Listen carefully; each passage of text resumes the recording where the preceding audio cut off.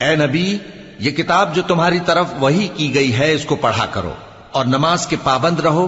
کچھ شک نہیں کہ نماز بے حیائی اور بری باتوں سے روکتی ہے، اور اللہ کا ذکر سب سے بڑا ہے، اور جو کچھ تم کرتے ہو اللہ اسے جانتا ہے۔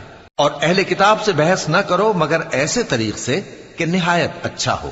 ہاں، جو ان میں سے بے انصافی کریں ان کے ساتھ اسی طرح مجادلہ کرو، اور کہہ دو کہ جو کتاب ہم پر اتری اور جو کتابیں تم پر اتری ہم سب پر ایمان رکھتے ہیں، اور ہمارا اور تمہارا معبود ایک ہی ہے، اور ہم اسی کے فرما بردار ہیں۔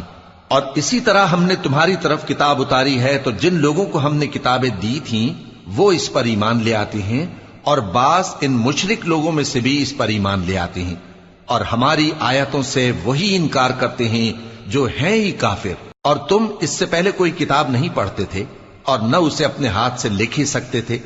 ایسا ہوتا